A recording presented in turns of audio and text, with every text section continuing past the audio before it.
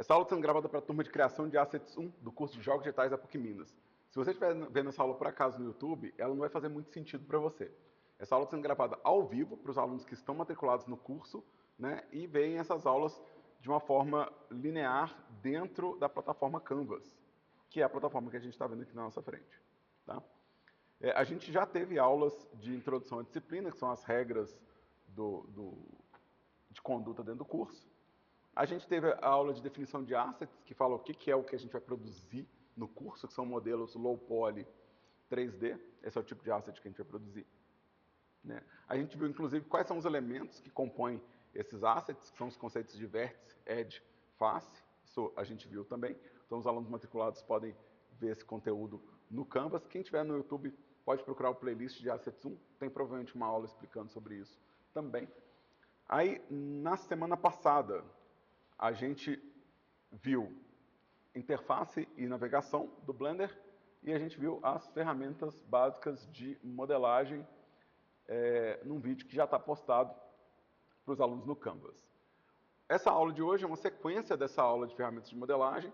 Nessa aula a gente estava criando as coisas no modo objeto do Blender, né? Então estava criando os conteúdos somando objetos no Blender. Hoje a gente vai entrar de fato na modelagem, que é alterar a forma de um objeto.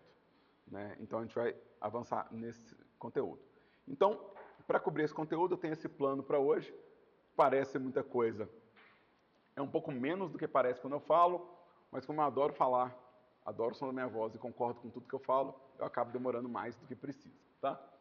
Mas a gente vai ver qual que é o meu plano de modelagem, ou seja, o que eu quero modelar hoje no Blender. Tá? Depois a gente vai ver a diferença entre o modo de edição e o modo objeto do Blender, o que isso implica, esses dois modos de trabalho. Né? Lembrando que o modo de objeto a gente já mexeu, porque é o modo que você entra no Blender por padrão, e o modo de edição é como a gente vai alterar as formas básicas do Blender para criar nossos modelos. A gente vai revisar as ferramentas de seleção, eu já falei sobre elas, mas eu vou acrescentar algumas que são úteis para o nosso trabalho. Vou falar das ferramentas de transformação de novo, é uma revisão, já falou elas, mas vou falar ela dentro do contexto de modelagem. Né? Vou falar das ferramentas de adição de vértice. Então, são as ferramentas que adicionam um vértice ao modelo. Né? Então, adiciona vértice ao modelo. Vou falar das ferramentas de remoção de vértice, as ferramentas que vão retirar vértices do modelo. Né? Vou falar de ferramentas úteis ou que implicam no processo de trabalho. Tá? Então, esse é o plano para hoje. Eu devo estourar um pouquinho o tempo da nossa aula teórica padrão. Os alunos que estão matriculados no curso, eles têm acesso a 2 aulas seguidas comigo, uma prática e uma teórica. Hoje eu devo avançar um pouquinho o tempo da nossa aula teórica, talvez ela fique um pouco maior que o normal, porque eu não quero correr. Mas se eu conseguir terminar no tempo normal, beleza. Mas é bom todo mundo saber que existe prazo para as coisas acabarem aqui. Eu não posso falar eternamente e às vezes a aula parece um pouco acelerada, porque eu estou chegando no horário de vencer cada conteúdo. Mas eu não quero correr, quero falar com calma de cada uma dessas coisas, tá? Então, vamos começar com o meu plano de modelagem. Meu plano de modelagem vai ser o mesmo modelo que eu fiz na aula anterior. Eu vou pegar aqui um pincel só para demonstrar o que eu estou falando, tá? Então, não precisa preocupar com essa parte aqui, isso sou só eu desenhando o meu plano de modelagem. E meu plano de modelagem é fazer essa casinha aqui, tá? Como eu quero fazer essa casinha low poly, ou seja, com pouquíssimos polígonos, então eu tenho, na verdade, um limite de trabalho aqui. Eu não posso sair colocando, né, tipo, 1 milhão de detalhes, né? Dá até para ver, se forçar muito, apertar muito o olhinho, dá até para ver que esse modelo aqui, esse modelo de plástico, ele tem alguns detalhes adicionais aqui, mas que talvez não valha a pena eu modelar e talvez colorir ou colocar ele de outra forma, tá? Mas o meu plano é modelar isso aqui.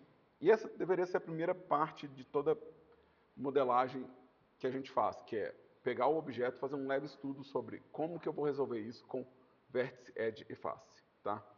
Então, para ficar...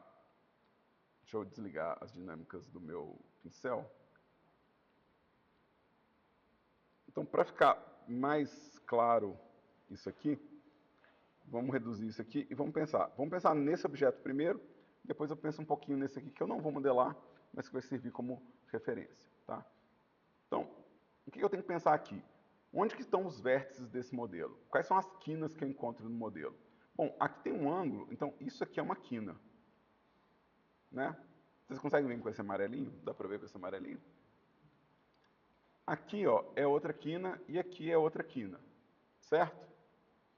Isso aqui é outra quina, isso aqui é outra quina, isso aqui vai ser outra quina, isso aqui vai ser outra quina, isso aqui vai ser outra quina, e esse pedaço aqui, que está encaixado aqui, será que eu quero fazer ele todo emendadinho assim? Não sei. Mas esse seria o primeiro processo. Tipo assim, estou vendo um objeto, onde é que estão as quinas? Onde é que estão as quinas dessa parte circular aqui? Bom, se eu fizer só 4, não vai ficar circular. Mas se eu fizer, por exemplo, 8 pontos aqui, ó, eu consigo sugerir uma forma circular. Só com 4 vai ficar um quadrado, né? Com 6 fica um hexágono. Com 8 fica um octógono. Mas já é o bastante pra gente. Já dá pra falar isso. Qualquer objeto que vocês forem fazer é a mesma lógica. Se eu quiser fazer esse carrinho, pô, esse carrinho não tem quina nenhuma. Como é que eu faço? Bom, ele não tem quina, mas ele vai ter extremos. Ele tem o ponto mais alto da curva, o ponto mais aberto da curva, o ponto mais alto aqui, ó. Aqui vai ter quina. Aqui tem 4 vértices, né? Aqui vai ter quina, ó. Nesses cantos aqui vai ter quina, né? Aqui vai ter os pontos extremos da curva. Então, toda vez que eu tiver uma curva, eu sei que eu vou ter pelo menos o começo e o final dela e o ponto extremo dessa curva para poder me indicar o ponto mais alto. Aí, para não ficar muito anguloso, geralmente a gente faz um corte adicional em cada ângulo. Então, é a mesma coisa aqui. Se eu for modelar esse objeto, lembra, lá no Blender, tudo que a gente tiver de modelo vai ser feito desses pontos. E é isso que eu estou planejando. Onde que estão esses pontos? Onde é que eu estou colocando eles? Quantos deles eu preciso? Né? Então, a primeira parte de toda a modelagem é um planejamento. Eu estou planejando pelos vértices. A sequência é planejar pelas arestas, ou seja, onde esses pontos se conectam, né? E como que as faces são preenchidas. Então, aqui, ó, eu teria essas conexões aqui, ó. Então, isso aqui são os meus edges. Inclusive aqui eu vou emendar esse edge com esse. E eu provavelmente vou fazer essa chaminé depois. Vamos começar pela base da casinha. Depois a gente volta nesse cara aqui, né? Então,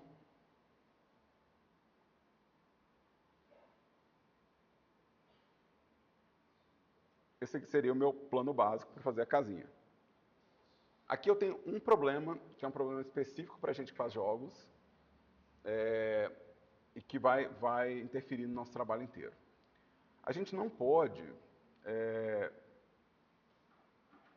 Quer dizer, não é que a gente não pode. No curso a gente não pode. Na vida é problema de cada um, né? Mas no curso a gente não trabalha com nenhum polígono que tenha mais de 4 lados.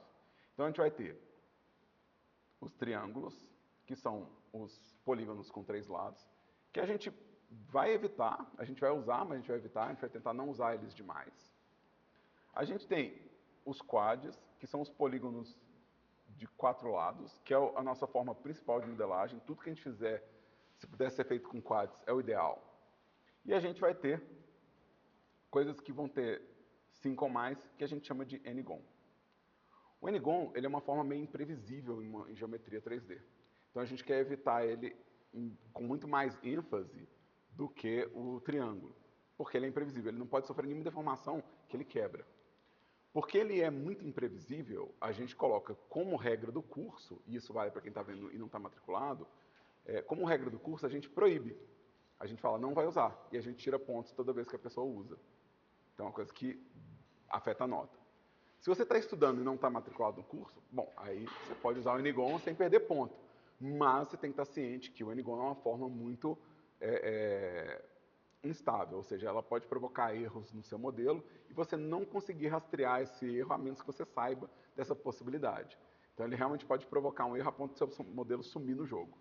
Você não conseguir entender porque que o modelo não aparece no jogo, ele está lá, mas ele não é visível, e pode ser só uma presença de um n-gon mal produzido, porque o n-gon não pode ter nenhum tipo de deformação. Tá? Então, aqui ó, eu tenho uma coisa que é um quad, porque eu tenho 4 lados. Né? Aqui também eu tenho outra área com 4 lados. Então, tanto essa face quanto essa face tem 4 lados. Mas essa face aqui, ó, ela tem 5 lados. E eu não posso. Então, eu tenho duas formas de dividir isso aqui. Eu posso dividir isso. Vamos pegar esse azulzinho de novo. Eu posso dividir isso seguindo o meu design aqui, ó, e ter um triângulo e um quadrado aqui. Não tem problema. São bons jeitos de dividir. A forma é triangular, então não tem problema ser um triângulo numa forma triangular. Ou eu posso fazer isso aqui adicionando um vértice na base. Vão ser 2 quads aqui também. Está menos intuitivo em relação à forma. Se eu pensar na forma original, isso é menos intuitivo. Mas isso me traz uma vantagem do espelhamento. Os dois lados são idênticos. Então, em aplicações futuras, eu posso usar esse espelhamento para tornar simétrico as alterações, ou eu posso texturizar os dois lados iguais, por exemplo. Então, existem algumas vantagens em fazer assim, além do fato de ser tudo quad, e existem vantagens também se eu fizer um modelo com corte seguindo o design. Novo, não tem a polícia do 3D, ninguém vai lá e proibir você de fazer um jeito ou outro, né? É só saber que a gente tem essas duas opções aqui e nenhuma das duas está errada, tá? São decisões que vão depender da sua estratégia. Às vezes eu vou querer separar assim para realmente ter o teto separadinho e depois editar trocando os tipos de teto, vai saber, né?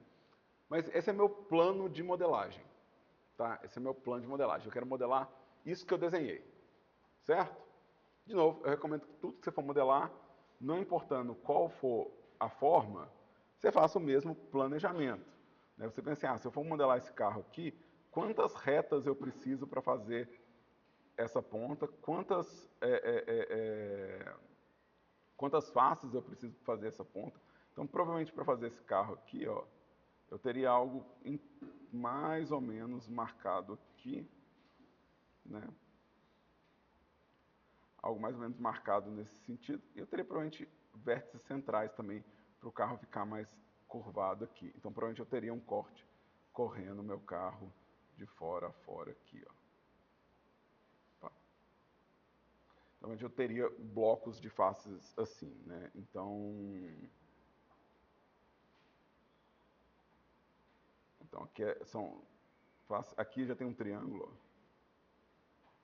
E aqui vai dar o mesmo problema. Se eu só preencher aqui, vai dar um monte de face com N-gon. Então eu tenho que pensar assim, será que eu vou precisar de cortes que façam essa forma ficar quadrada para cá? Como é que eu vou fazer para essa curva existir? Quantos cortes eu tenho que colocar aqui para poder indicar que esse carro tem essa parte curva, né? Então, quantos cortes eu quero colocar, tentando manter todas as faces quadradas. Então esse é o nosso planejamento. Então tudo que você vai modelar, é legal você estudar, ver se você consegue pensar em formas desse tipo. Se você não conseguir, não tem problema. Na hora que você estiver modelando, meio que o software te obriga a fazer isso, porque é tudo que o software vai me oferecer.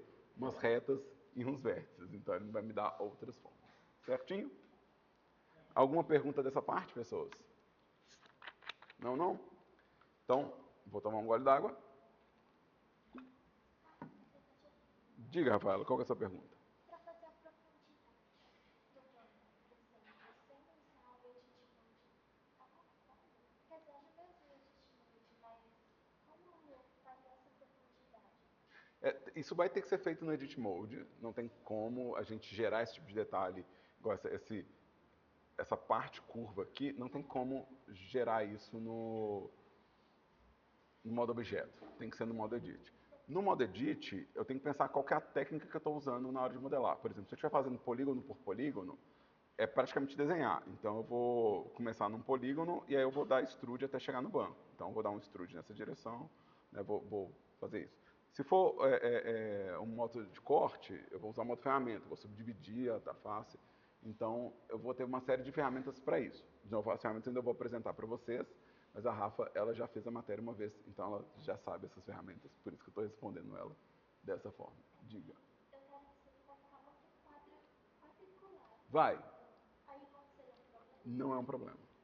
A polícia do 3D não vai bater na sua casa. É uma questão de estética. Se você quiser mais arredondado, você tem que pôr mais cortes. Mas sempre vai ser segmentos de reta. Não tem como a gente modelar sem segmentos de reta. Não existem curvas em 3D. Na verdade, não existem curvas em computador, galera. Quando você vê uma coisa arredondada no computador, na verdade é uma série de segmentos de reta muito pequenininhos. O computador ele não faz curva. Quando você vê uma onda de som no computador, por exemplo, ele é um processo de amostragem. Então, quando a gente captura uma onda de som, deixa eu fazer em laranjinha aqui. Quando você captura uma onda de som no computador, ele vai samplear isso.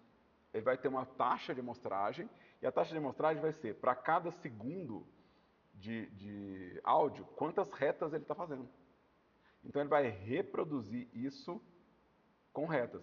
É por isso que tem gente que diz que o som analógico, né, ele é mais fidedigno do que o som digital. Porque o som digital sempre vai tirar uma fatia da sua informação. Mesmo quando a gente faz desenhos usando softwares vetoriais. Né? Então deixa eu abrir um software de desenho vetorial aqui. Né? Quando a gente pega um software de desenho vetorial, o software ele está me iludindo que tem curvas aqui, tá? Ele está me iludindo que tem curvas aqui, mas na verdade ele está fazendo uma série de retas, só que essas retas são muito pequenas para eu ver. Então eu não estou vendo. E quanto maior a curvatura, mais retas ele coloca, exatamente para você não ver que tem retas ali. Mas tem uma série de retas aqui. Então a gente não faz curva. Então, mesmo no caso do carrinho, que a gente vai fazer em 3D, né, não tem curva em 3D. Então vai ser o número de retas que eu quero. E aí é uma decisão de design. Quando eu estou fazendo um modelo para mídias que aceitam mais triângulos, ou mais polígonos, ou mais quads, eu vou fazer mais cortes. Quando eu estou fazendo para uma mídia que é para ser mais leve, mais ágil, eu vou usar menos cortes. É o que a gente vai diferenciar na prática como low poly, que é o que a gente está fazendo aqui. A gente vai ter um negócio que é o mid poly, né, que é a contagem média, e a gente vai ter uma coisa que chama high poly. Geralmente, animação, né, coisas feitas para cinema, a gente usa modelagem high poly, porque eu não tenho que preocupar em reação em tempo real. Geralmente em jogo a gente está optando por low poly ou mid poly, na maior parte da cena, e está guardando as coisas com maior contagem de polígono para momentos muito específicos. Cutscene, close, coisas que eu quero ver bem de perto, jogos que tem, tipo, estão direcionados para plataformas de alto nível. Então, você estava num jogo PlayStation 5 Pro, que não sei quem é que vai ver esse vídeo no futuro, né? Então pode ser que a pessoa está vendo em, sei lá, 2080 e vai falar assim, nossa, ainda era da época do PlayStation 5 Pro, mas atualmente, galera, é o videogame mais avançado que a gente tem. E ele vai aguentar muitos triângulos num único objeto.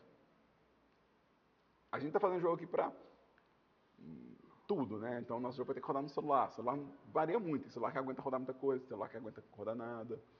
Mesma coisa dos computadores, tem computador que vai aguentar rodar mais polígonos, tem computador que vai rodar menos polígono. Então nosso intuito agora é realmente fazer poucos cortes. E é por isso talvez também que não compensa eu fazer esses detalhes de janelinha e esse detalhe de vazado aqui, porque é possível modelar isso. Mas eu não vejo necessidade. É muito detalhe para uma coisa que a pessoa vai ver pequenininha num tabuleiro. Esse é um outro aspecto também. Quanto mais afastado do seu usuário é a coisa que você está planejando, menos cortes você precisa. Uma coisa que está muito longe pode ser incluir só uma imagem, não precisa nem ter um modelo. Só vai ser modelado aquilo que a pessoa vai realmente ver em todos os ângulos e o que chega muito perto. Aqui a gente está fazendo tudo 3D porque é a disciplina, mas fica assim. Esse detalhe aqui, gente, que eu não planejei, eu não quero planejar ele aqui direto porque ele vai gerar também muitos cortes. Ele é exatamente esse tipo de problema. Se eu começar a colocar um monte de corte aqui, eu vou ter que ficar emendando isso e vai ficar muito cortado. Nesse caso aqui, talvez eu queira fazer um cilindro à parte e encaixar o cilindro aqui. Que vai ter bem menos cortes, se eu fizer o cilindro separado, e eu só encaixar, em vez de eu tentar cortar tudo. Que é uma estratégia também da nossa modelagem. A gente nem sempre vai sair cortando todos os detalhes, né? O carrinho mesmo tem várias coisas aqui que podem ser encaixadas. Esses detalhes da lateral aqui, eu não preciso modelar eles, né? Se eu for fazer esse carrinho aqui, eu posso só encaixar, fazer uma peça e encaixar do lado, né? Então isso facilita demais, mesmo esse detalhe aqui, ó, saltado, eu posso fazer ele encaixado, né? Geralmente para-choque, para-lama, né? A maçaneta da porta, tudo você pode fazer encaixado. Você não precisa fazer o buraco lá, porque isso vai gerar um monte de corte e isso não faz diferença para quem está jogando ou para quem está vendo, né? Então é só excesso de corte. Mas esse é meu plano. Então quando eu estiver modelando lá no Blender, eu vou estar tentando modelar isso aqui, tá? Então posso ir agora para o Blender, tá tranquilo? Mais alguma pergunta? Só uma coisa, o cilindro conta como N-Gon ou não? Se eu colocar um N-Gon nele, sim. Vai depender de quando eu fizer ele. Quantos vértices você colocar? Exatamente. O N-Gon ele é uma coisa que existe na cena 3D, a gente consegue localizar ele. Então, se você criou um, você vai conseguir localizar ele. Né? A gente consegue achar ele, não precisa ficar também o tempo todo com a matemática ligada 100% na cabeça, não. Tem coisas que o software ajuda a gente a localizar, tá bom? Então vamos lá, vamos para o Blender. Aqui no Blender, eu preciso explicar uma coisa antes da gente ir. Então, eu já falei do nosso plano de modelagem. Agora eu quero falar sobre a diferença entre o modo objeto e o modo de edição, tá? Então, a primeira coisa que a gente tem que entender é que nem todo objeto tem modo de edição. Vamos pegar a lâmpada, por exemplo. Vou selecionar aqui meu Light e vou clicar aqui nos modos de trabalho. A luz é só um objeto. Você não edita a forma da luz. Você edita só as propriedades da luz. Então você não tem que fazer uma lâmpada num formato específico. Você não tem que modelar uma lâmpada fluorescente ou uma lâmpada de LED. Ela é, na verdade, uma coordenada de emissão de luz. Então ela não tem modo de edição. A câmera também é só uma câmera. Ela nunca vai ser nada diferente de uma câmera e ela nunca vai ter um design diferente disso aqui. Então ela não tem modo de edição. Só vai ter modo de edição objetos que têm uma mudança na forma deles, ou seja, uma mudança de design. Se o visual vai ser sempre igual, ou seja, não tem como eu fazer uma câmera com outro design, então ele não vai ter um modo de edição, tá? Então eu posso até apagar esses dois objetos. Vamos apagar ele aqui. Vamos pegar minha luz, apagar. E vamos no cubo. O cubo é um objeto do tipo malha, tá?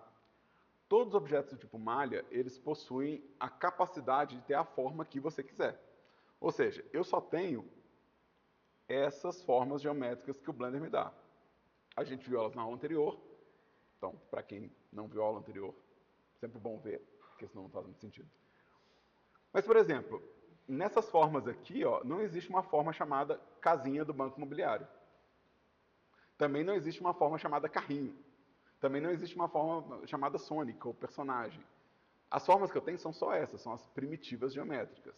Eu até tenho uma forma chamada macaco, mas é um único tipo de macaco, né? E é sempre o mesmo tipo de macaco, né? Mas, com essa natureza de forma, eu posso fazer qualquer tipo de modelo que você já viu em qualquer jogo. Ela é flexível desse tanto, porque ela possui o quê? Ela possui um modo de edição. Ou seja, eu posso entrar dentro dessa forma e modificar ela ao meu prazer. O que me der na telha, eu posso entrar e modificar. Posso fazer o que eu quiser com essas formas. Certo? Tranquilo? Então, vamos observar essa janela aqui por enquanto.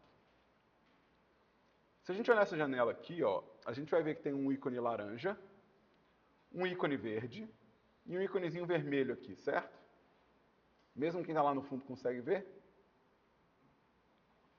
Esse ícone laranja representa as coordenadas do objeto, o tamanho e a rotação dele. E ele é representado, na verdade, por uma bolinha laranja que fica no centro do objeto aqui, ó. Essa forma laranja ela carrega posição, rotação e escala. Mas ela não carrega o design do objeto, ela carrega só posição, rotação e escala. Quem carrega o design do objeto é essa parte verde aqui, ó. Essa parte verde, ela carrega o design do objeto. E ela fica aqui no menu. Então, eu tenho o menu laranja e tem esse menu verdinho aqui, ó. Esse menu verdinho, ele carrega o design do objeto. O design fica aqui, ó. Eu posso, inclusive, trocar de design, ó. Se eu trocar de design aqui, ó, agora eu tenho 2 objetos macaco. Eu posso, inclusive, trocar aqui, pegar esse aqui e falar que o cubo é esse. E observa que o cubo está torcido. Ele não está retinho. Por quê? Porque a parte de rotação fica aqui nessa área laranja. E o que define que isso aqui é um cubo é essa parte verdinha aqui, ó. Então é esse menu verdinho. Então, a parte laranja a gente trabalha no modo objeto. No modo objeto, eu defino posição, rotação, escala do objeto. Inclusive, eu posso animar essas propriedades. Animar o objeto movendo, rotacionando e mudando de tamanho. Para modelar e mudar a forma dele, eu preciso ter acesso à parte verde. Essa parte verde a gente acessa no modo Edit.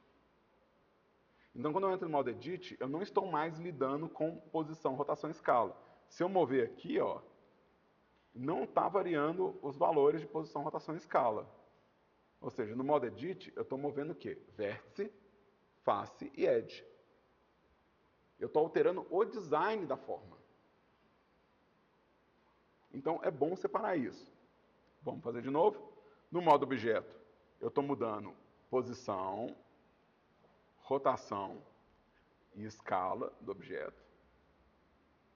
Tá? Isso no modo objeto, laranjinha. No modo Edit, eu estou mudando os vértices. Eu estou alterando os vértices. Certo? Beleza? Quando eu estiver dentro do modo Edit, eu não estou criando novos objetos. Eu estou só alterando o objeto selecionado. Então, toda vez que eu entrar no modo Edit de um objeto, eu estou alterando esse objeto. Mas eu não estou criando novos objetos. Se eu quiser criar um novo objeto, eu tenho que estar no modo objeto. Então, deixa eu mostrar isso aqui. Deixa eu mostrar um exemplo disso. Eu vou adicionar um cubo aqui no modo objeto. Adicionar um cubo no modo objeto. Agora eu vou entrar no modo Edit. E vou adicionar o nosso macaco. Não apareceu 2 objetos aqui, ó. Eu tenho um objeto feito de 2 malhas, né, de 2 conjuntos de malha, mas eu não tenho um novo objeto aqui. Então, essa é um pouco da diferença do comportamento. Ou seja, no modo Edit, eu não estou criando novos objetos. Não importa quantas vezes eu duplico esse macaco aqui, ou quantas vezes eu adiciono nele. Eu continuo tendo o quê? O mesmo objeto, ganhando mais informação. Então, no modo Edit, eu estou adicionando o quê? Mais informação ao objeto, ou removendo. Mas eu não estou criando novos objetos. E isso costuma ser uma das questões iniciais de quem está aprendendo a usar esse software. A pessoa quer criar um novo objeto, depois de ter modelado um objeto, e ela esquece de sair do modo Edit para criar um novo objeto. Então, é uma coisa importante a gente saber. E também, identificar que qualquer coisa que eu modele, vamos adicionar aqui um cubo, né?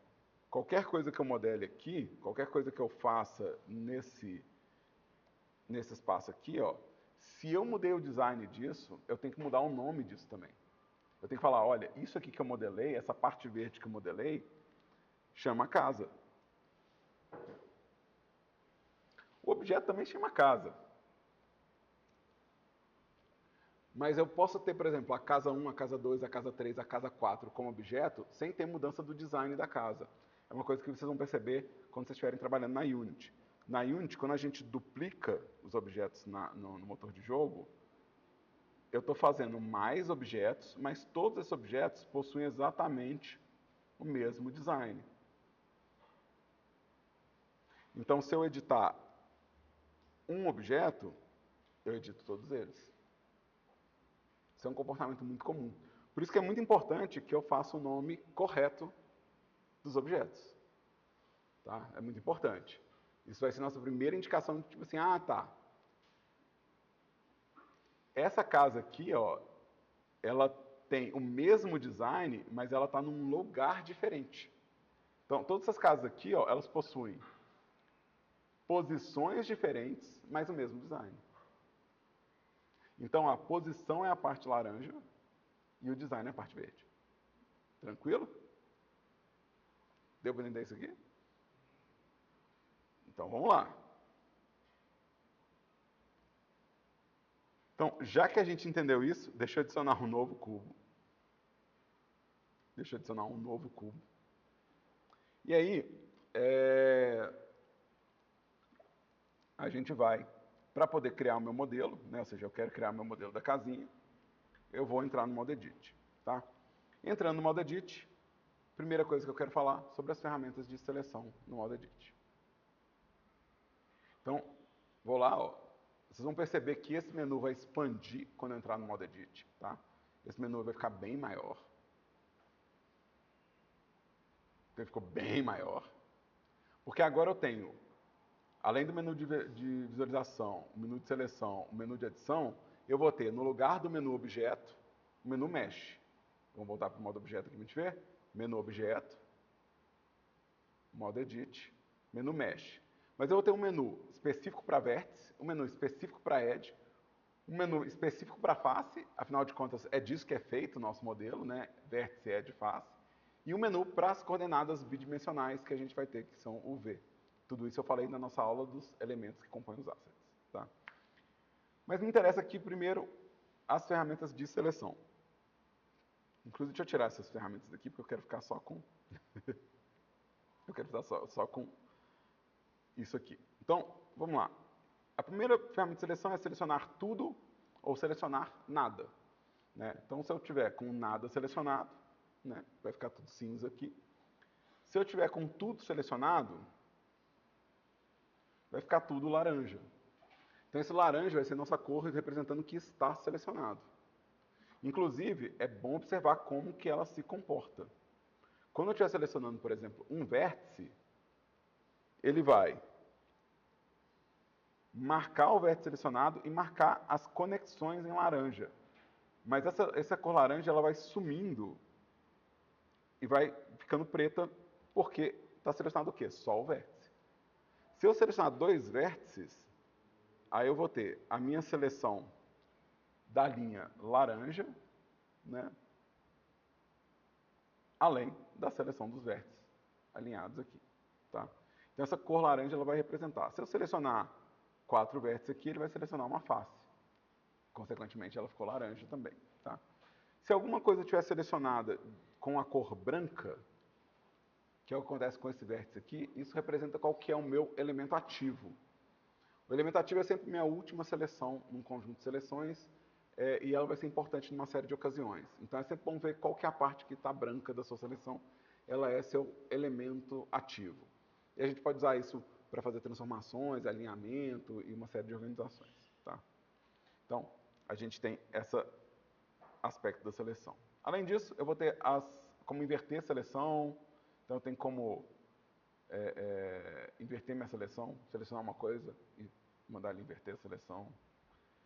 Eu tenho como selecionar em caixa, né, que é o atalho B, Box Selection. Eu vou ter a seleção em círculo, a seleção em laço, seleção espelhada, seleção randômica. Eu tenho uma série de seleções aqui, ó. Uma série de seleções aqui. O que me interessa é que vocês fixem na cabeça. A seleção em caixa é interessante vocês... O Box Select. Gente, minha caneta está falhando. Ou não. Vamos perseverar, vamos perseverar. Então, a seleção em caixa, Box Select, tá? Selecionar tudo e nada, a gente consegue fazer com A. É só apertar A uma vez ou A duas vezes. Então, A uma vez seleciona tudo, A duas vezes seleciona nada, né? Então,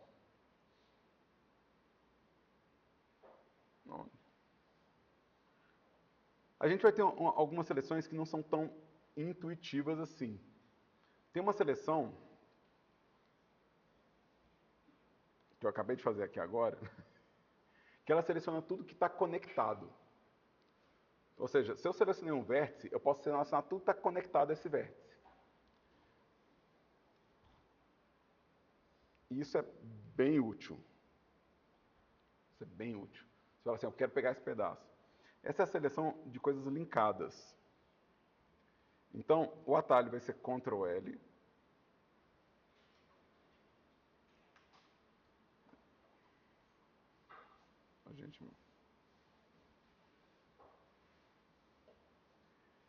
E a gente vai chamar isso de linked, tá?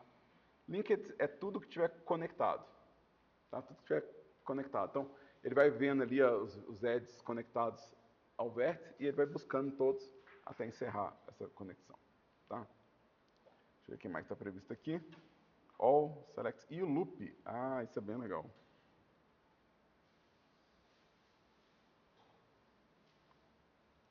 Eu posso selecionar também tudo que está numa volta, né?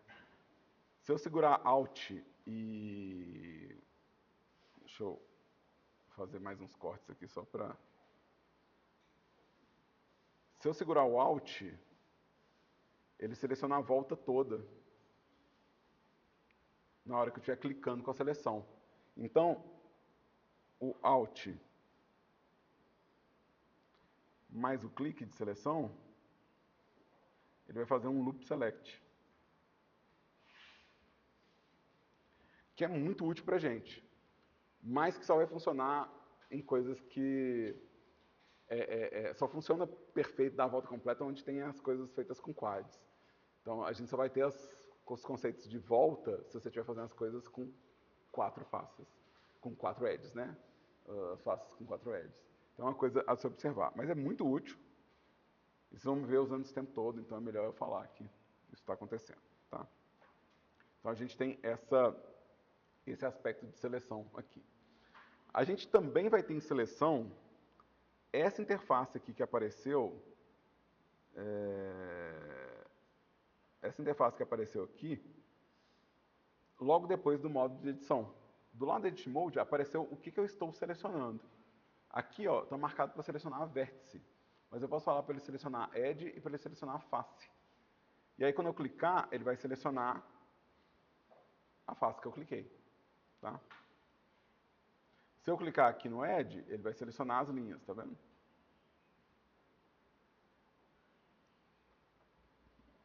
Para modelagem, gente, a gente vai usar a seleção de vértice e a seleção de face. A seleção de Edge a gente vai usar na hora de abrir para textura. Tá? Isso é uma prática boa. Então, nesse começo, vocês estão aprendendo a modelar, tenta concentrar em usar ou a seleção em Edge, ou a seleção em vértice, ou a seleção em face, e deixar a seleção de Edge para situações específicas. Né? Porque é melhor para a gente enxergar certos aspectos do modelo quando a gente está selecionando com face. Alguns erros são mais fáceis de notar e algumas coisas são mais possíveis de ver. Então, você consegue ver, por exemplo, mais rápido se é um N-GON com a seleção de face, com a seleção de vértice. Você consegue ver se a seleção está realmente conectada com todo mundo. Né? Você consegue ver alguns bugs de seleção. Tá? Então, isso aqui é importante. E outra coisa importante é lembrar que a tecla Shift ela vai somar seleção. Então, se eu estiver segurando o Shift em qualquer caso de seleção, eu vou estar somando seleção. Tá? Se eu clicar de novo segurando o Shift, ele vai desfazer essa seleção. Então, o Shift permite múltiplas seleções. Né?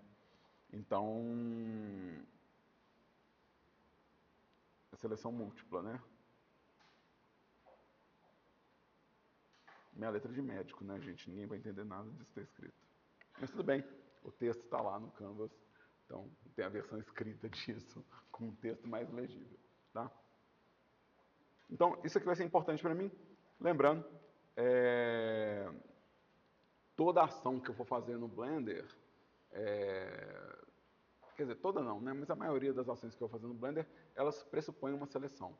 Então, se eu vou dar um comando, ele pressupõe aquela seleção antecedendo o comando. Né? Então, se não tiver nada selecionado, às vezes nada vai acontecer, porque ele não sabe o que fazer com aquela informação. Tá?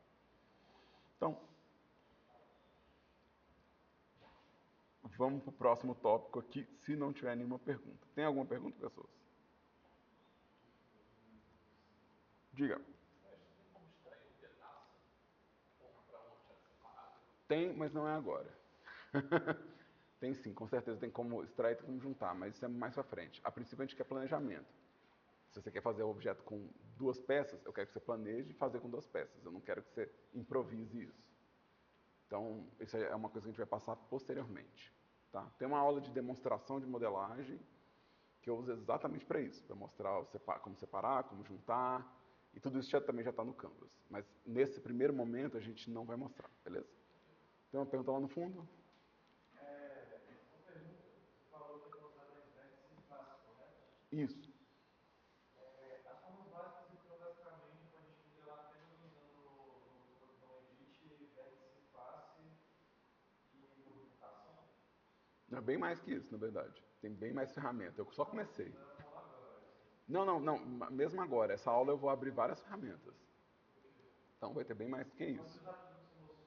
Eu vou abrir um leque de ferramentas e eu espero que vocês usem todas elas, as que eu mostrar hoje. Também eu pressuponho que vocês não vão além de algumas, porque tem umas que elas têm um potencial de erro grande e para quem está começando, o cara não vê que está fazendo às vezes uma coisa errada. Então eu quero que vocês se concentrem em ficar bons nas que eu passar, antes da gente passar para a próxima, né? Então, só relembrando, tá, gente? Toda vez que eu adicionar aqui um objeto, as ferramentas que eu passei na aula anterior, tá? Só revisando. As ferramentas que eu passei na aula anterior de transformação, que é o Grab, Rotate, Scale, né? Grab, Rotate, minha letra. Scale, eles funcionam do mesmo jeito. Se eu apertar G, lembrando que eu não fico segurando o botão, eu só dou um input, e ele já está movendo. Eu posso pedir para ele mover em X, e eu posso pedir para ele mover em Y. Tá? Então eu vou ter esse mesmo aspecto. Tá? Então, para quem não viu a aula anterior, é bom lembrar. Grab, Rotate e Scale vão ser as ferramentas de transformação e elas podem, né, vir somadas com os eixos. Né? Então eu posso ter apertando X, né, apertando o Y ou o Z, em todos os casos. Né? Então, aqui, Rotate, em X, em Z, né, em Y. Então, é o mesmo comportamento. Essas ferramentas a gente vai chamar de ferramentas de transformação. Né? Vocês vão achar essas ferramentas dentro do Transform, né? Então elas vão estar aqui, são as primeiras do Transform. Vocês vão ver que tem mais ferramenta aqui, a gente não entra nelas agora, mas eventualmente a gente vai chegar nelas, tá? Eu prefiro que vocês fiquem bons nessa, para depois a gente chegar nas outras, tá? Então primeiro a gente vai concentrar na Move, Rotate e Scale. E essas são ferramentas de transformação, tá? Alguma pergunta sobre essas ferramentas? Então vamos começar a fazer a coisa ficar divertida.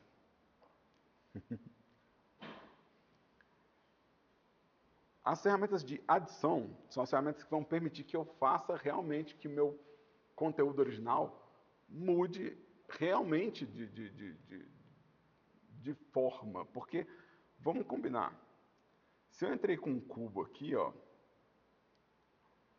e vamos supor que eu selecionei aqui esses vértices, eu consigo mudar a forma.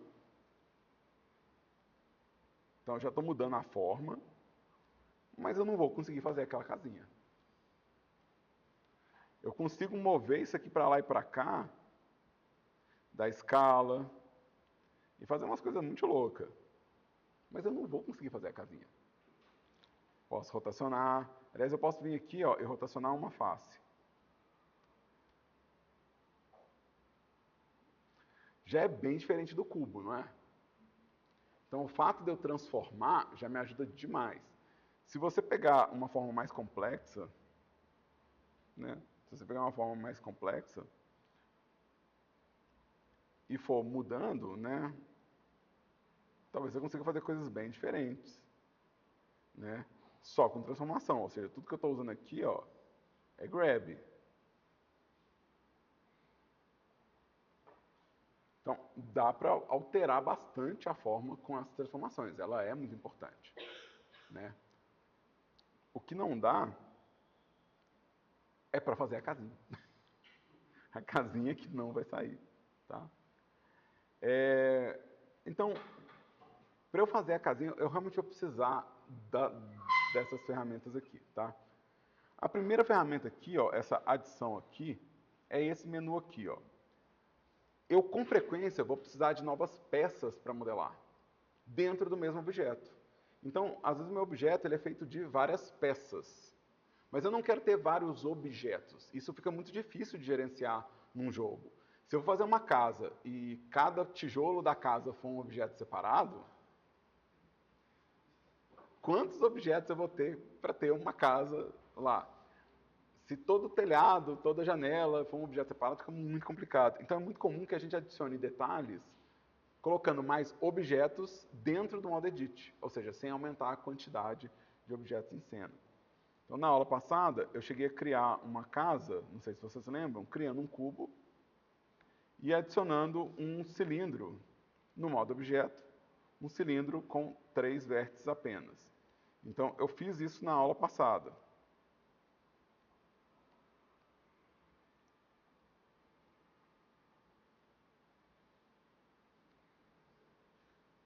Eu fiz isso na aula passada. Mas aqui, ó, eu tenho o quê? Eu tenho múltiplos objetos. Até mais do que eu gostaria de ter.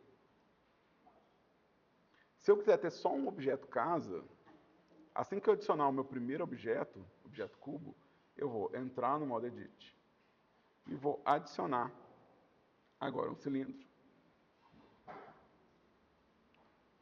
de 3x3, é isso mesmo.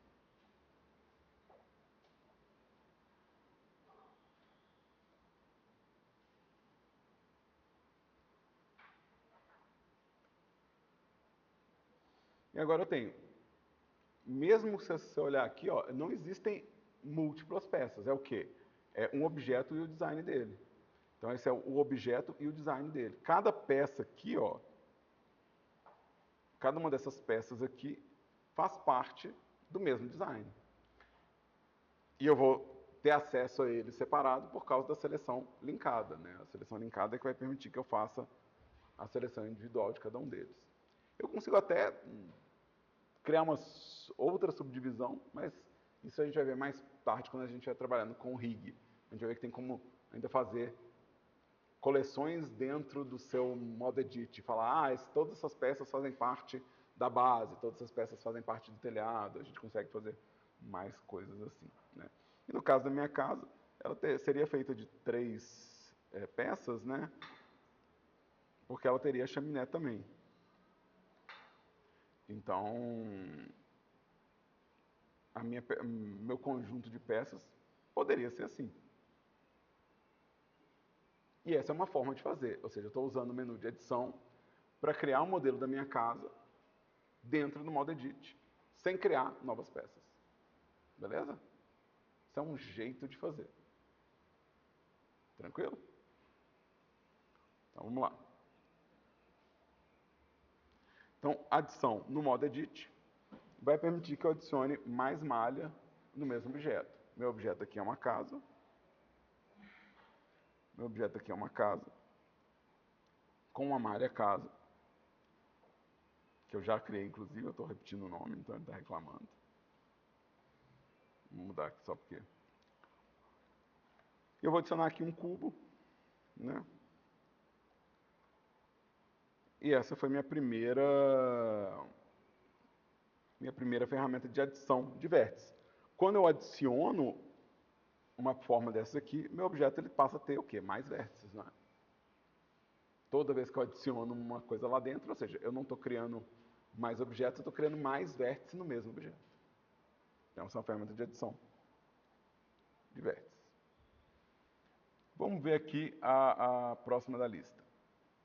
A próxima é o duplicate. Qualquer seleção que eu fizer, eu posso duplicar ela, tá? Essa ferramenta, ela vai ficar aqui em Mesh, ela tem um atalho para ela que é o Shift D. Então, o meu Add, né? Meu Add. aqui, ele vai ser o Shift A.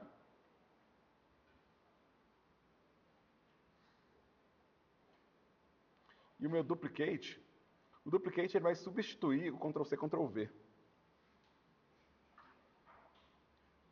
Ou o copiar colar, tá? Um pouco mais eficiente do que copiar e colar. Vai ser Shift mais D. Qualquer coisa que eu selecionar, se eu apertar o Shift D aqui, ó, ele vai duplicar a minha seleção. Se essa seleção for uma linha, ele vai duplicar essa linha. Se essa seleção for um vértice, ele vai duplicar esse vértice. Se a seleção for, sei lá, duas faces, vai duplicar essas faces. Se a seleção for o cubo inteiro, ele vai duplicar o cubo inteiro. Então, a partir da minha seleção, eu estou duplicando o conteúdo. Muito útil. Eu conseguiria fazer a casa praticamente com duplicate e a próxima ferramenta que eu vou mostrar. E vai ser muito importante. Você vai fazer um carro, você não quer fazer 4 rodas. Você quer fazer uma roda e duplicar, né? Você não quer ir lá e fazer, não, pô, terminei a primeira roda, vamos lá fabricar a segunda roda. Mesma coisa com uma casa. Você não vai querer fazer todas as janelas. Você vai querer fazer uma janela e duplicar. Fez uma porta, mesma coisa, você queria duplicar. É muito comum isso. Você tem uma peça que tem repetição, né? Eu estou usando uma camisa de botão. Vou modelar um botão, vou duplicar os outros botões. Né? Estou fazendo teclado do meu computador. Vou modelar uma tecla e vou duplicar essas teclas. Então, só tem que preocupar em fazer uma tecla direito, o resto duplicado. Então, duplicate ele vai, de novo, pegar a sua seleção e criar uma duplicata daquilo. Tá? Tem uma pergunta já ali, uma mão levantada, diga.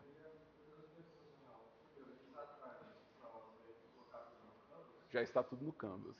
Outra coisa que eu ia perguntar, existe um limite de objetos dentro do único objeto? Como funciona o objeto? Plataformas primordiais. Existe um limite ou é totalmente Meio que você já sabe a resposta, já está respondendo, que é o computador que é o limite. Né? A pergunta dele é se existe um limite de objetos dentro do modo edit, né? Um número de objetos ali, ou até mesmo na cena, né? Se existe um limite de objetos na cena. E esse limite é o limite da máquina, esse limite é a máquina que define. A gente geralmente gosta de contar as coisas por triângulo em computação, então a gente geralmente trabalha com limite de número de triângulos.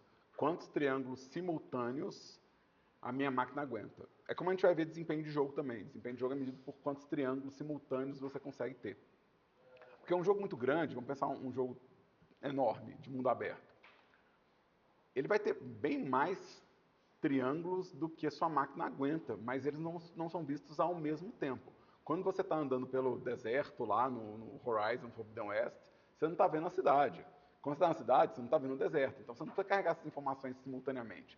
E quando você está indo de um para o outro, você está descarregando a informação de um para carregar o outro. Então, o que a câmera consegue enquadrar simultaneamente é que define realmente o limite. Tá? Então, não tem nenhum limite no caso do computador. Na nossa matéria, a gente vai tentar fazer com o menor número possível, porque a gente está aprendendo a fazer o modelo do low poly para depois chegar no high poly. Então, a gente está começando com as coisas mais simples. E sobre questão de otimização, vou fazer um único objeto no lugar de vários, ajuda a otimizar o modelo? Depende do caso. Tá? Então, a pergunta é se múltiplos modelos otimizam em relação a um modelo só. Depende do caso. Depende do caso. Tem situações onde você vai querer várias peças para poder montar o cenário igual um Lego no motor de jogos. Então você não vai fazer tipo uma casa, você vai fazer uma parede, um teto, um piso, e essas peças vão encaixar entre si, e aí você vai repetir elas no motor de jogo. Nesse caso, separado é mais interessante. Tem uns casos, por exemplo, que você tem um personagem que está sempre carregando uma mesma arma, no jogo inteiro. Ele nunca está desarmado e ele está sempre carregando a mesma arma. Não tem por que fazer separado.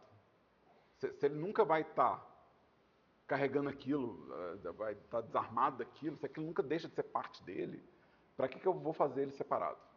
Né? Se meu personagem nunca vai ficar careca, para que eu vou fazer o cabelo separado? Né? Então, essas situações acontecem também. Geralmente, personagem a gente faz pensando em customização. Ah, mas o personagem vai trocar de cabelo. Nesse caso, então, vale a pena fazer. Mas, ainda assim, dependendo do design de jogo, por exemplo, todos os minions, todos os inimigos, os NPCs que você enfrenta, eles não têm essa customização. Então não tem por que ele ser feito em fragmento. Ele pode ser a coisa única, né? Sem contar que tem a questão de gestão de conteúdo. Quanto mais peças, mais gestão de conteúdo você tem. Então, se tudo que você faz é feito de peças encaixáveis, ao final de uma produção de jogos, você atingiu milhares de objetos que não estão gerando milhares de conteúdos. Eu fiz 10 peças para construir a casa, mas no final tem uma casa só. E para casa nova, eu tenho que ir lá e montar ela. Então, essa é uma gestão de conteúdo que, se tudo for fragmentado, tem hora que isso é prejudicial. Então, é uma coisa que você tem que medir de acordo com a demanda do jogo. Beleza? Então, esse foi o duplicate. Posso duplicar loucamente? Posso duplicar loucamente. Só que eu vou apagar todo mundo aqui agora.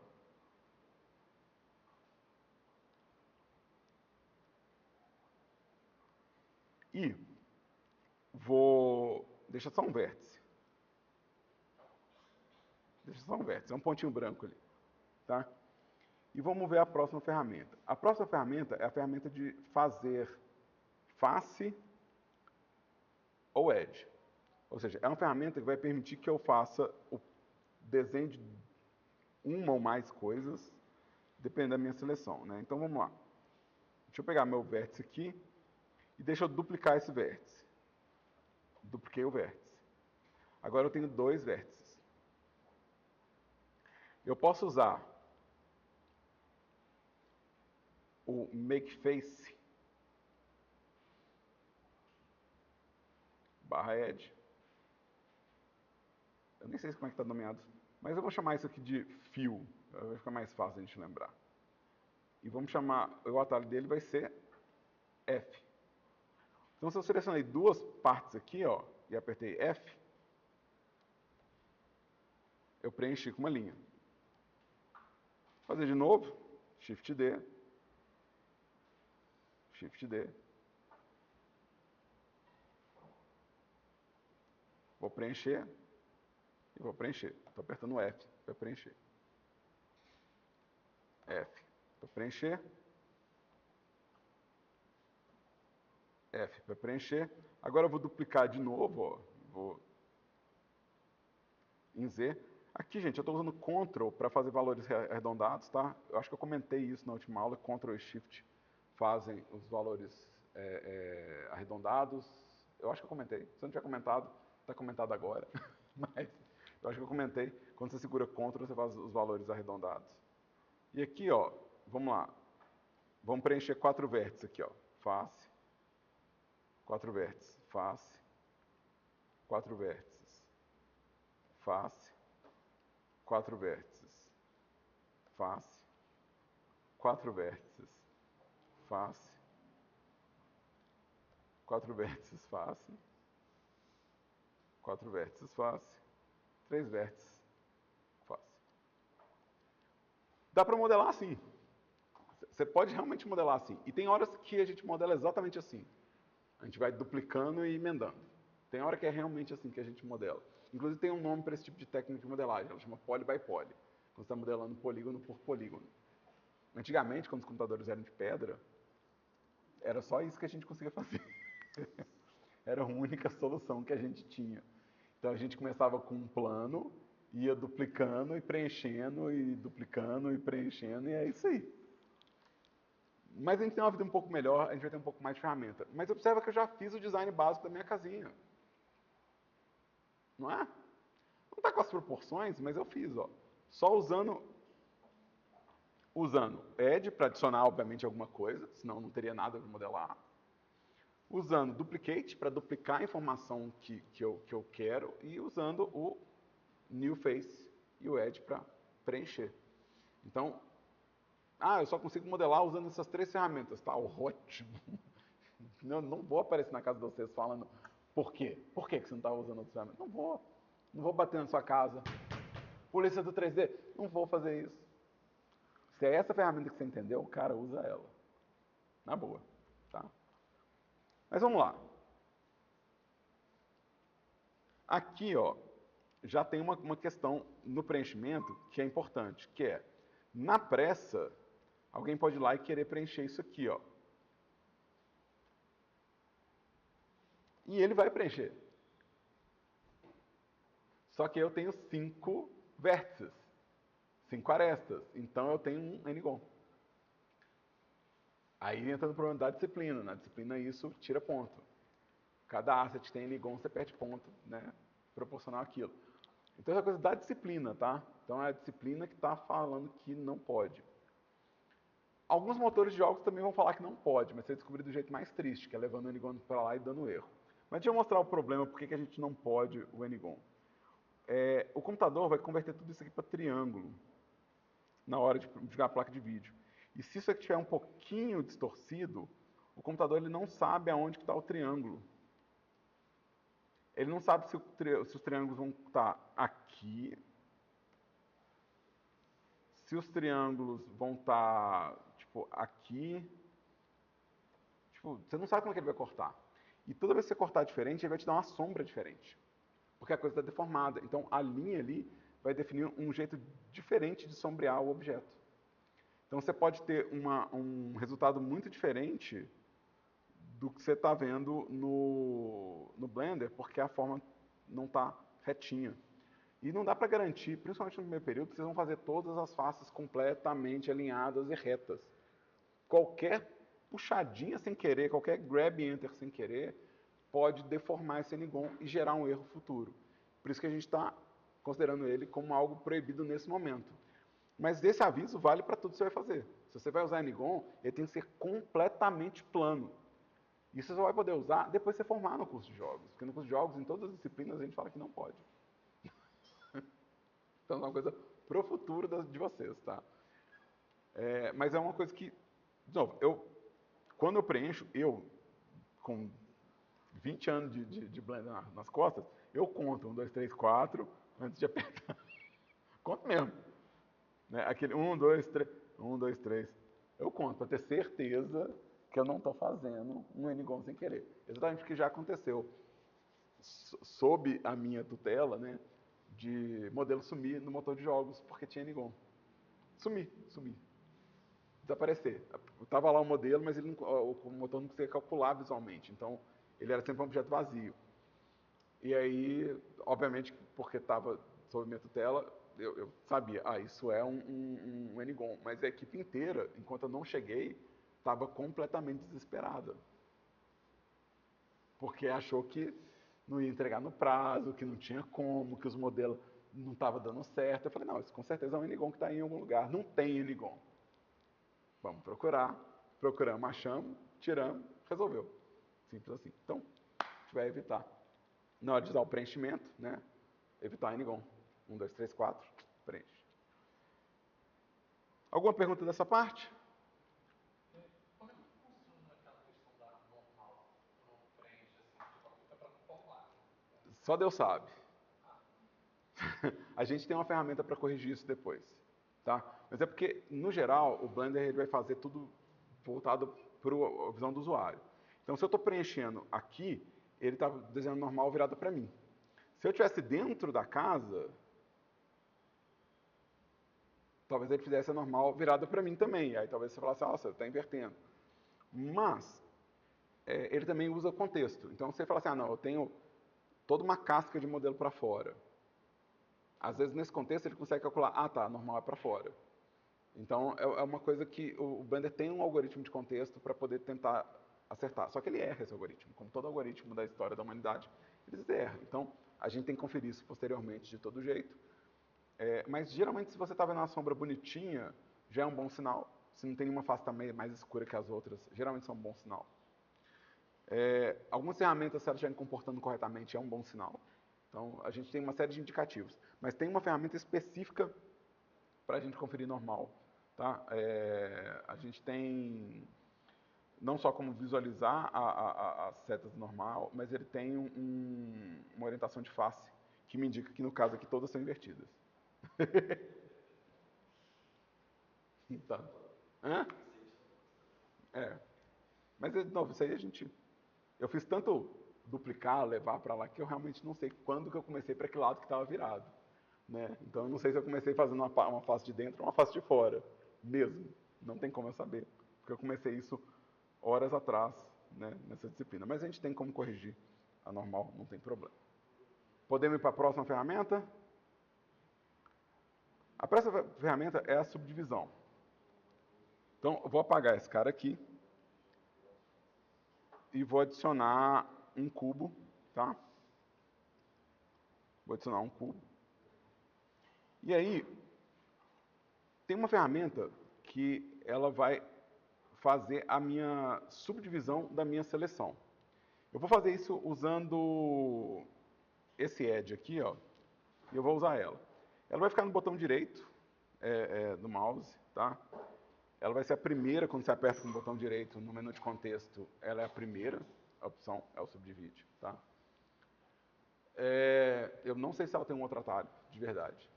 E eu não uso ela tão intensamente a ponto de querer um atalho para ela. Né? Mas ela é uma ferramenta que ela é útil em várias situações. Então é bom saber dela. Tá? Ela é bem útil mesmo. Então a primeira aqui, ó, subdivide. Qualquer seleção que você tiver, é uma ferramenta de edge, tá? Então qualquer edge que estiver selecionado, ele vai criar um vértice no meio do caminho. Aqui vocês vão ver o meu problema com ela. Subdivide.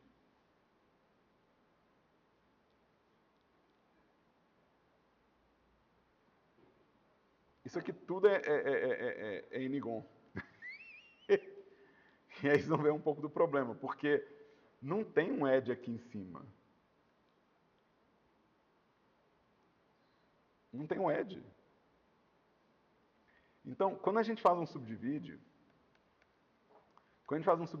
em um modelo que é todo quadradinho assim, a gente tem que fazer o subdivide na peça toda. Para não dar esse tipo de erro. Então, se você vai usar o subdivide, a primeira coisa que vai acontecer é selecionar todo mundo. Selecionar a peça toda. Ela é feita para você criar a divisão na peça inteira. Responde um pouco a pergunta da Rafa mais cedo.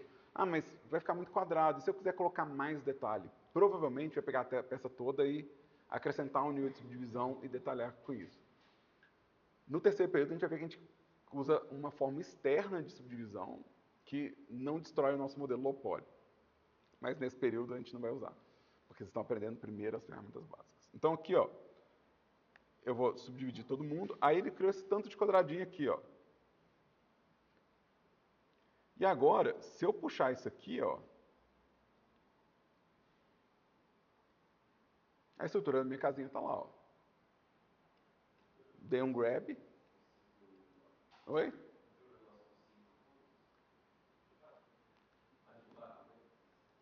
Pois é, porque tudo era base de 4, quando eu subdividi, todo mundo continuou com 4. Era um cubo, né?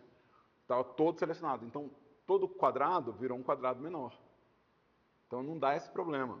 Eu tenho corte aqui. Agora, tem corte demais, né?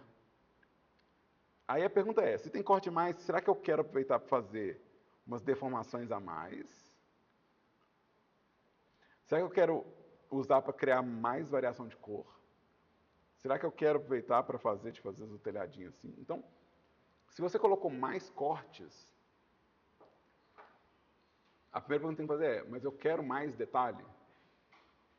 Porque às vezes você vai perguntar isso antes de fazer o corte. Você fala assim, não, mas eu não quero mais detalhe, então eu não quero cortar todo mundo assim.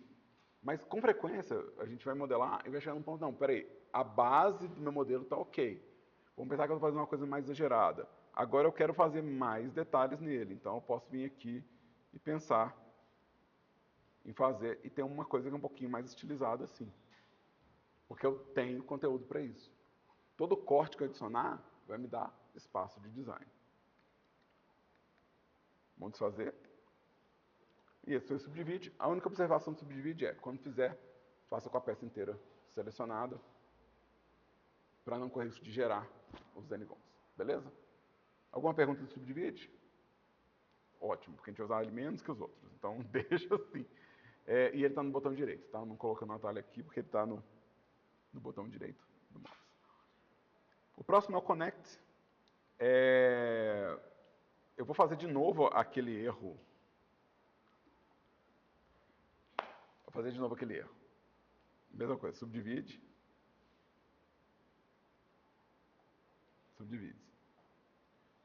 Vamos fazer aquele mesmo erro. Aquele mesmo.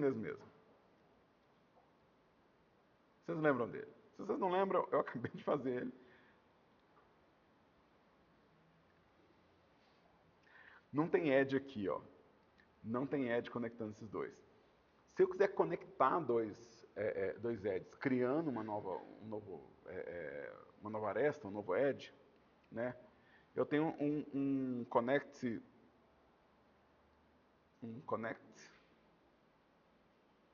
Eu vou até pegar aqui, ele fica em vertex, connect vertex path.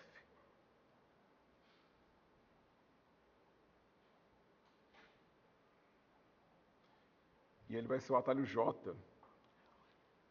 Ele conecta dois vértices. Ele não cria ele é diferente do criar uma aresta. Criar uma aresta não corta a minha face. Então, se eu vier aqui e preencher com F, o buraco continua, tá vendo? Isso aqui, ó, foi feito usando o fio. Então, o fio, ele vai criar um edge ali, mas ele não vai conectar pela face. O connect, ele vai considerar a face ali. Então, ele vai arrumar. Porque ele está criando o corte na face. Isso é muito diferente para a gente. Se ele está criando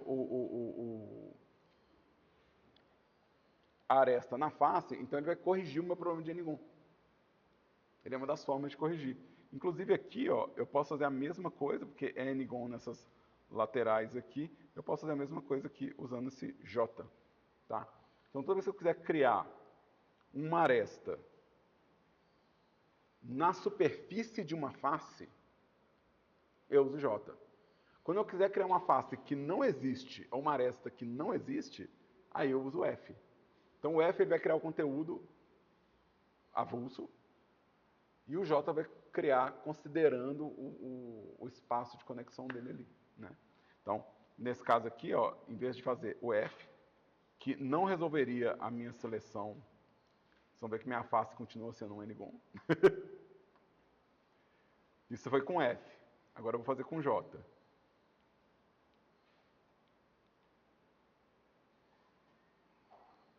Essa aqui é a diferença. Os dois são úteis, tá? Os dois são úteis. A gente aprende os dois porque os dois são úteis. Tem hora que você quer uma aresta conectando num vértice para criar um conteúdo, tem hora que você quer arrumar uma superfície ou corrigir uma superfície. Tá? Então esse foi o connect. Vamos apagar de novo. Vamos fazer outra casinha aqui. Qual que é a próxima ferramenta que eu tenho? Qual que é a próxima ferramenta que eu tenho? Loopcut. Ah, estamos chegando nas boas. Eu deixei essa aqui, eu vou deixar entre parênteses, porque essa daqui não é tão necessária. Eu posso fazer ela até junto com essa aqui, ó. Fazer assim. Barra insets. Não precisa ser separado. As mais importantes eu deixei pro final, galera. As mais importantes eu deixei pro final. Loopcut e Strut são as mais importantes. É o que a gente usa na maior parte do tempo quando a gente está modelando e querendo criar detalhe na superfície. Tá? Loopcut, ele vai funcionar apenas em faces quadradas. Tá? O Loopcut, ele depende de quad, porque ele vai encontrar uma aresta e ele vai procurar qual que é a aresta oposta dele para criar um corte. Então, ele é uma coisa que vai forçar a gente a dar preferência para quad modelo. Porque ela é uma das ferramentas mais úteis de modelagem e ela não funciona nem em N-gon nem em triângulo. Ela funciona em quads. Ela está entrando uma aresta e procurando qual que é a aresta oposta. Em triângulos, não existe aresta oposta. As duas arestas são adjacentes. Em N-gon, não dá para saber qual que é a oposta.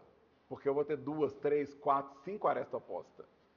Então não dá para decidir qual. Então não funciona nisso. Vai funcionar em faces quadradas. Isso obriga um pouco a gente a dar preferência para modelo com apenas quads. Tá? Mas ela é uma ferramenta muito boa. Então a primeira coisa o atalho dela é super fácil de lembrar, né? Vocês estão vendo que tudo no Blender é face F, né? Preenchimento fill F, grab G, tudo assim. Mas aí chega no Loopcut, o atalho é Ctrl R. Que é o atalho mais esquisito. E, obviamente, uma loop cut. Nem tem R nas palavras.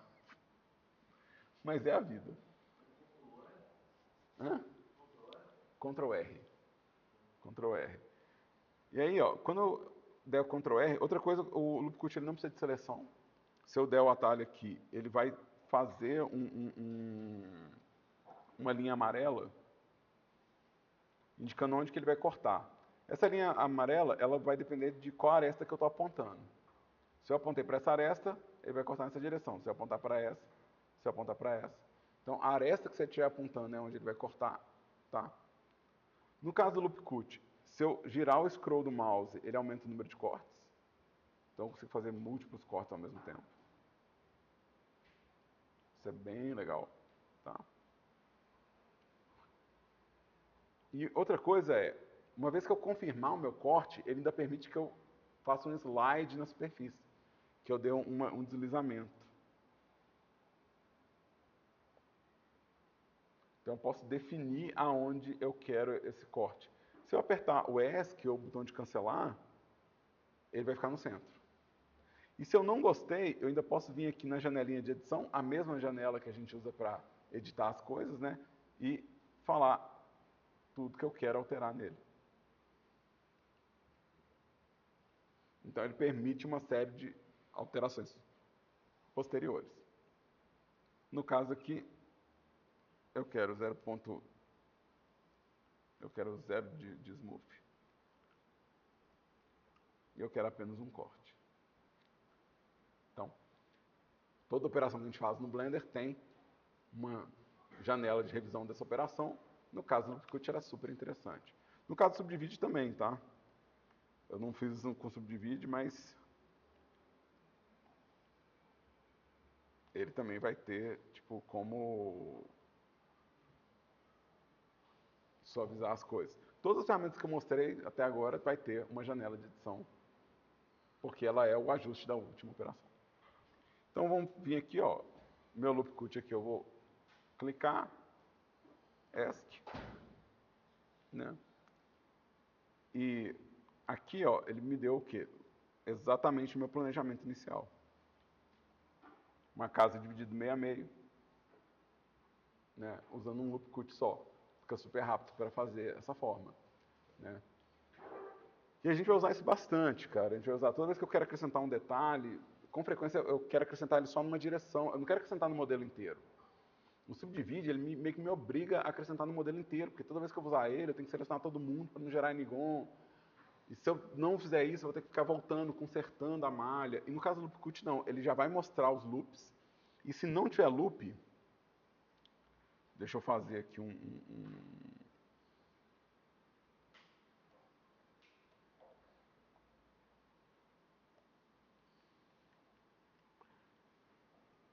ele vai parar no meio do caminho, tá vendo? Se não tiver loop, ele para no meio do caminho. Ele vai enquanto tiver loop. Não tem loop, ele não vai. E se você apontar para as arestas aqui, ó, todo mundo aqui, deixa eu fazer um modelo que é todo triangular, por exemplo. Ele não vai gerar loop, tá vendo? Ele marca ali, mas ele não vai gerar loop. Então eu preciso dos quadros para ele funcionar.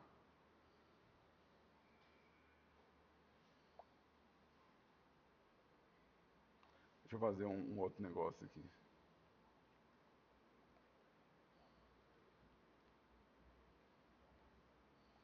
Ele também não vai funcionar em Ngon. Tá?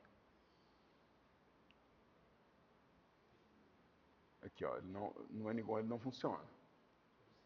Que é uma boa indicação. Se você está tentando rodar um loop cut e ele não está fluindo na malha, quer dizer que sua malha tem Ngons ou triângulos não desejados.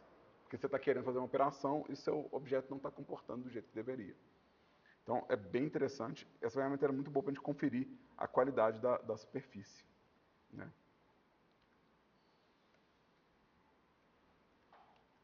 Então, é que a gente tem o Loop Cut. Alguma pergunta do Loop Cut, pessoas?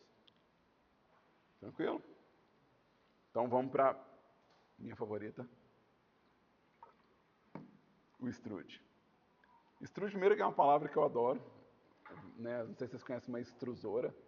Já viram uma extrusora na vida? Tem várias máquinas que são extrusoras. A máquina de fazer linguiça, gente. Uma máquina de fazer linguiça é uma extrusora. As que fazem também aquelas tiras de cimento, né? Ou seja, você está meio que puxando um conteúdo, né? E a gente tem esse conceito em 3D que é o extrude. Extrude é a nossa principal ferramenta de modelagem, provavelmente, tá?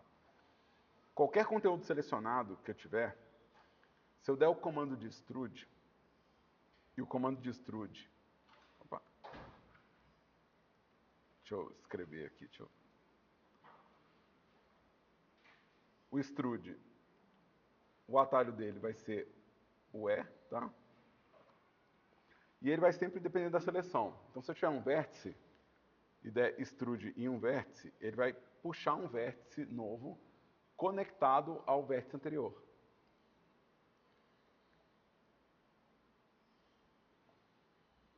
Então, eu estou fazendo aqui essas linhas, puxando um vértice conectado ao vértice anterior. Certo? É meio que, dá para ver que isso aqui é uma ferramenta de desenhar em 3D, né? Que eu estou fazendo aqui a forma, né? Então, essa é a minha ferramenta de desenho 3D. Qualquer forma que eu quiser desenhar, eu posso pegar um vértice e sair dando extrude e fazer essa forma. Mas isso vai funcionar também se eu selecionar, por exemplo, um edge. Se eu pegar um edge e der um extrude nele, ele vai puxar o quê? Ele vai puxar uma face conectada.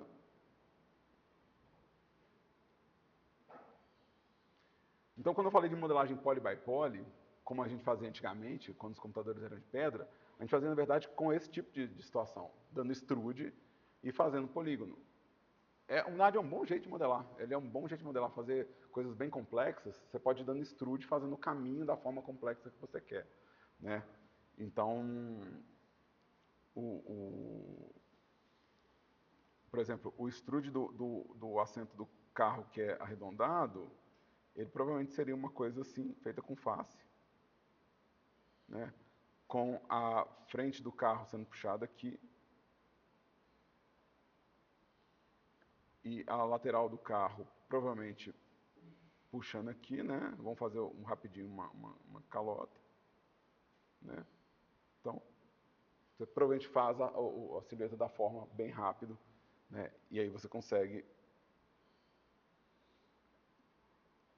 né, indicar o que você quer. Se eu adicionar aqui, por exemplo, vamos pegar um cilindro com 8 e eu quero ele sem preenchimento. Vamos fazer ele com triângulo.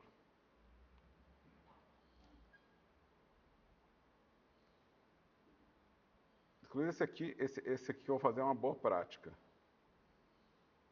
Eu estou dando um grab aqui em Z e um scale. Se eu der uma série de extrudes aqui, ó,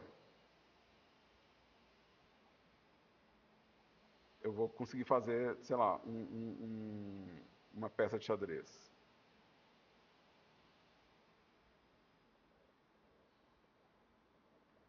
Então ele é realmente uma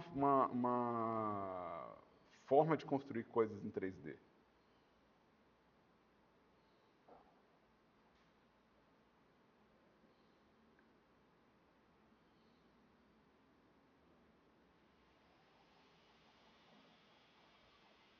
Então, ele é realmente uma forma de construir 3D. E ele sempre vai considerar a sua seleção. Então, minha seleção aqui, na verdade, não era uma face, mas um conjunto de faces. E isso permite que eu vá puxando e fazendo uma forma. Então, é uma ferramenta muito poderosa, né? Eu estava com isso aqui e, de repente, disso aqui eu já puxei, tipo, toda uma peça só dando extrude. O que a gente vai perceber é que, quando eu dou extrude, e isso é importante, se eu apertar extrude, automaticamente o extrude vem com um grab. Na hora que você aperta extrude, ele dá o extrude, ele já criou o extrude, mas ele criou um grab em Z aqui para mim. Então, nesse momento, o extrude já foi dado e isso é automático. Vou desfazer aqui, ó. Vou dar o extrude, apertei o extrude, e apareceu a linha azul no mesmo momento. Essa linha azul e o número no canto está me indicando que eu estou num grab em Z. Isso é bom, porque eu já estou fazendo já estou vendo onde está né, o meu extrude, e eu já posso atuar nele. O ruim é que a galera costuma dar ESC e achar que não fez o extrude. Não, o extrude já foi feito. Você fazer um extrude, você realmente tem que dar o Ctrl Z. E dar outro extrude. E não percebe que criou uma sobreposição de forma aqui. Se toda vez dá um extrude, você dá mesmo extrude. Para desfazer, você tem que dar o Ctrl Z, tá? Se você esquecer, você vai ficar acumulando extrudes loucamente. Deu extrude, não quer? Dá Ctrl Z. Faz favor. Tá? Essa que não cancela extrude.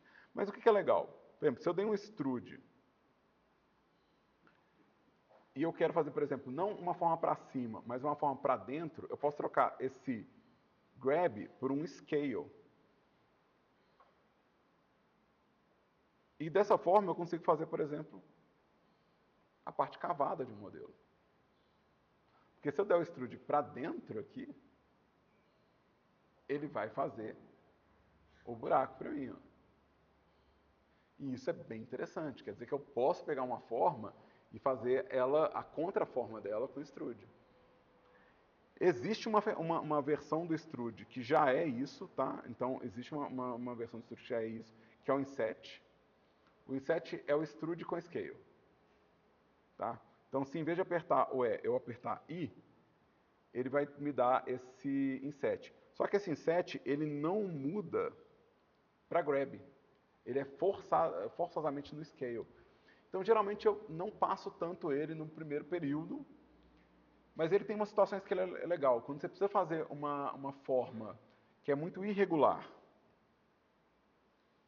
e você quer fazer o buraco dessa forma irregular, o inset vai ser mais interessante. O inset vai funcionar melhor que o extrude. Tá? Nesses casos, o inset funciona melhor. Tá? Mas, no geral, em formas abertas assim, o extrude já é tudo que eu preciso. Né? E se eu dou um extrude, igual eu falei, e aperto um scale aqui, ó, eu posso ir fazendo, né, quantas entradas eu quiser e fazer quantas formas elaboradas eu quiser. Tá? Inclusive, eu posso, com o meu cubo, né, se eu quiser fazer aquela estrutura da casinha que eu fiz antes, vamos pegar aqui essa lateral aqui, ó, lateral da casa.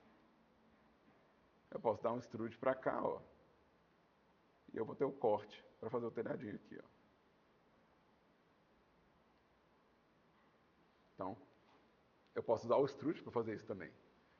O loop cut parece um pouco mais prático nesse caso, né? O loop cut parece que foi melhor, mas não tem polícia do 3D que vai falar, não, mas você fez com extrude, vai estar errado, né? Vai perder ponto? Não vai.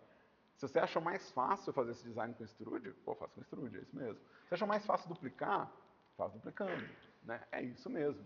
Não tem problema nenhum, tá? Mas essas ferramentas são as ferramentas que vão permitir que a gente faça o design das coisas, né? Que ela vai acrescentar informação para a gente fazer o design. E aí, a gente vai ter as ferramentas também para tirar vértice, porque às vezes eu não vou querer conteúdo, às vezes eu quero remover conteúdo. No caso de remover conteúdo, né, obviamente que eu vou ter o delete, né? Então, ou o X, né? No teclado também o X funciona. Acho que a maioria de vocês vai ter uma tecla de apagar, tá? Acho que a maioria de vocês vai ter uma tecla de apagar, né? Mas agora a gente vai ver as remoções. Antes de eu ir para a remoção, tem alguma pergunta sobre a primeira parte? Antes de avançar? Não, tá ok? Então tá bom. Então vamos remover vértices. Vamos fazer um de cada vez. Eu vou selecionar um vértice e vou apertar o X, ou delete. Né? Então, delete. Às vezes a tecla delete está abreviada como del, assim, tá? Mas você pode apertar X também. X também funciona para apagar. Quem tem Mac, por exemplo, talvez não consiga, porque o Mac não tem o delete, tem backspace só. Então, nesse caso, o X era o que eu usava quando eu tinha Mac. Então aqui, ó, vou apertar o X. Olha quanta opção de apagar ele tem. Quando a gente fala, vou ensinar o delete. Aí, pô, mas delete é só delete, não? Mas não, delete ele é uma lista de opções. que eu posso apagar, depende da minha seleção, eu posso apagar, por exemplo, os vértices, os edges, as faces, só os edges, só as faces. Tem uma opção de dissolve, esse dissolve, ele meio que apaga o vértice sem mudar a estrutura do modelo.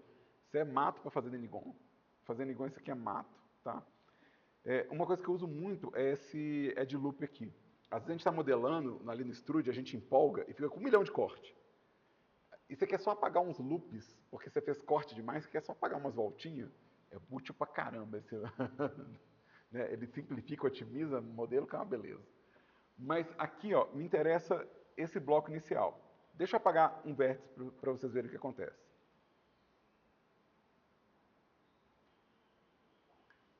Tudo que estava conectado a esse vértice sumiu. Precisa do vértice para desenhar as coisas. Então, se você apagou um vértice, esse é o tanto de informação que você destrói. Deixa eu apagar um edge para vocês verem. O edge, ele é menos informação na distribuição do meu modelo do que o vértice. O vértice, de novo, tudo está conectado ao vértice. Se eu apagar um vértice, a destruição é massiva ali. Mas um edge, ele é dependente de 2 vértices. Então, só as faces são subordinadas a ela. Então, em termos de hierarquia, o vértice é em primeiro. Se você apagar ele, você vai apagar mais coisa. O edge vem em segundo e a face vai vir em terceiro. Se eu selecionar uma face e apertar aqui face, eu vou abrir só o buraco dele. Então a face é o que menos vai destruir aqui meu modelo. Eu ainda tenho a opção. De apagar só edges e faces e deixar todos os vértices. É bizarro, mas é útil, por incrível que pareça. Tem hora que a gente precisa realmente dos vértices. Mesmo? Mas bem lá na frente do curso a gente vai ver o caso disso. Vai ser bem lá na frente, assim, que a gente fala, nossa, eu precisava de um vértice flutuando aqui. E a gente tem a opção de apagar só as faces e deixar o wireframe também, que pode ser útil também. Tem situações que a gente quer só o wireframe. Então, a gente tem esse caso aqui. No caso do loop,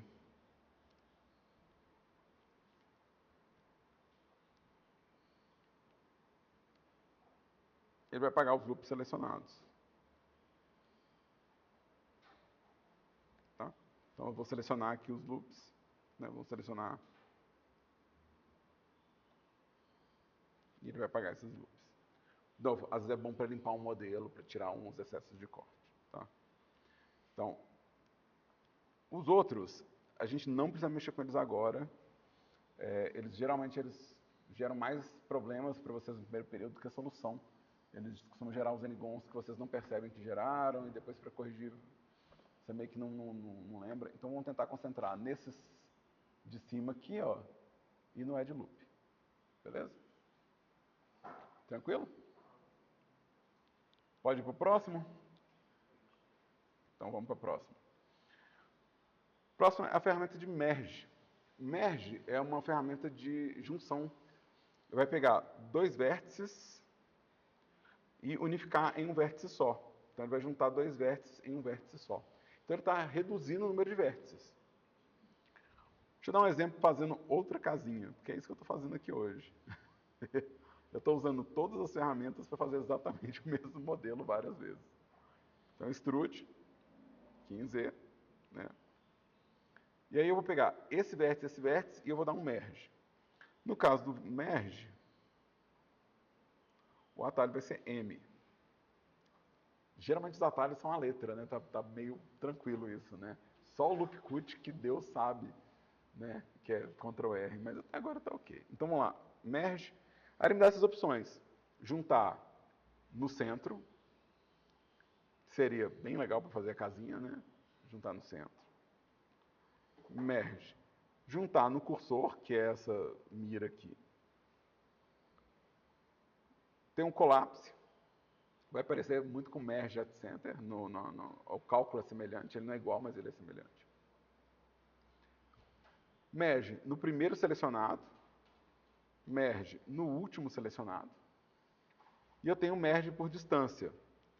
Que aqui não tem nada perto o suficiente para eu poder dar um merge por distância, mas eu posso ir aumentando a distância até ele encontrar coisas e falar, não, peraí, está perto bastante para eu unificar.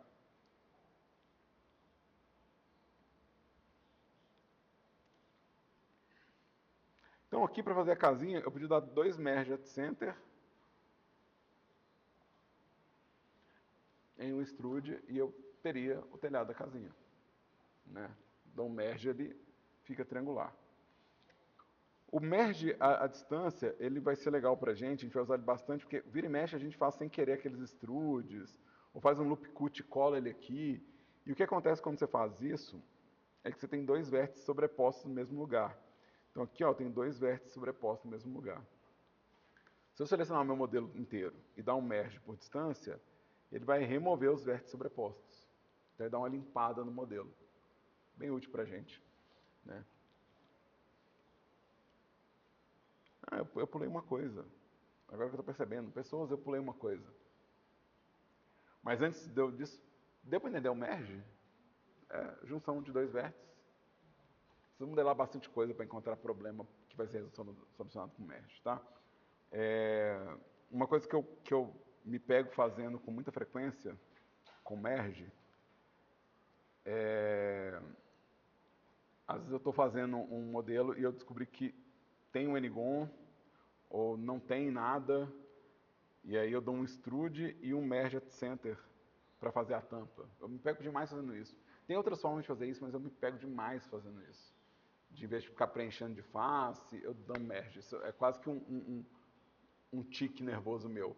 Então eu tenho que falar, porque vocês vão ver eu fazendo, e eu falo assim, nossa, mas é assim que faz? Eu falo, não, não é assim que faz, esse é um jeito que eu faço, porque eu posso vir aqui só preencher e fazer a tampa assim, por exemplo. E não está errado também. Né? Então tem mais de um jeito de fazer as coisas, então vocês vão ver que às vezes eu faço uma coisa meio que no instinto. E esse, que é o Merge at Center, eu faço demais, para preencher as coisas. E também vocês vão ver demais fazendo Merge a Distance, para ver se eu não dei nenhum extrude sem querer, eu faço muito esse Merge at Distance. E como eu sou velho, eu ainda chamo de Remove Doubles, que era como a gente chamava ele antigamente. Até hoje eu falo o mesmo termo. Mas, então o merge é bem útil. Deu para entender o merge? Então deixa eu comentar uma coisa com vocês. Eu esqueci que o grab, lá em Transform, eu esqueci que o grab, ele também faz slide nas transformações do Edit Mode. Se eu apertar grab 2 vezes, ele desliza o corte. Então, se eu tiver um corte aqui, ó, e apertar grab 2 vezes, ele faz um slidezinho assim, ó. Isso é muito útil. Eu esqueci de falar, mas isso é super útil para você definir a posição de uma coisa depois que o corte está feito. Então você pode selecionar o loop aqui, ó, dar grab 2 vezes. Ele faz um slide, assim, ele chama vertex slide e edge slide esse comando, e eu só pulei ele. É o lance de fazer tudo no freestyle, né? Liga que vai gravar e vai gravando. Eu esqueci que se não tem nada, vai ser lá atrás. Aperta o grab 2 vezes, ele vira tipo um edge slide. Né? Slides. Ele vira um edge slide. Tranquilo? Então, vamos lá. Quase no fim, coisas úteis e importantes. Tá? Coisas úteis e importantes. A primeira coisa útil e importante que eu vou falar para vocês é um negócio chamado hide. Hide é esconder. Isso é útil e importante por vários motivos. Tá? Que quando você tem objetos muito complexos, ou quando você está lidando com objetos que se sobrepõem de alguma forma, né? Então deixa eu colocar minha chaminé, que eu não coloquei ela. Fiz, não coloquei minha chaminé aqui. Vamos colocar ela aqui. Né? Falei, não coloquei ela. Mas, por exemplo, eu quero mexer na chaminé, mas eu não quero tirá-la do lugar. Eu quero mexer lá dentro da minha chaminé. Eu posso usar o meu Select Linked para poder selecionar isso aqui e apertar H para Hide. Ele vai esconder a malha. E aí eu posso vir aqui e fazer a edição que eu quiser. Esse hide, no modo objeto, ele não está aparecendo esse hide, tá vendo? Esse hide está só no modo edit. E esse é um dos primeiros casos de situação que eu tenho que falar que é importante que quem está aprendendo não sabe que tem coisa escondida. Quando vai no modo objeto, assusta, que um monte de coisa que ele criou está aparecendo no modo objeto, mas não estava aparecendo no modo edit. E a pessoa fica meio louca, fala assim, gente, mas eu estou ficando maluco? Eu entro no modo edit e mudou a forma. Isso é provavelmente porque tem coisas escondidas no modo edit, tá? Então, vamos lá. A gente tem o hide. Esse comando, vocês vão encontrar ele aqui em mesh, show hide, tem todas as hide, unhide, review, sei lá. Mas o mais importante é que o atalho dele é H, fica do lado do G. Então a quantidade de vezes que vocês vão apertar isso sem querer é enorme. Né? Toda hora vocês vão apertar isso sem querer. Um Ctrl Z desfaz o hide, né? Então, se eu apertar um Ctrl Z, vai desfazer, mas com frequência a pessoa não sabe o que fez quando está aprendendo. Né? Fala, ai, sumiu tudo. Por exemplo, você apertou um hide sem querer, você ia apertar grab e apertou hide. É muito comum. Muito, muito, muito comum. Também acontece a pessoa apertar F em vez de apertar grab e fazer uma conexão de um triângulo estranho. Ou fazer uma face interna. Muito comum, tá?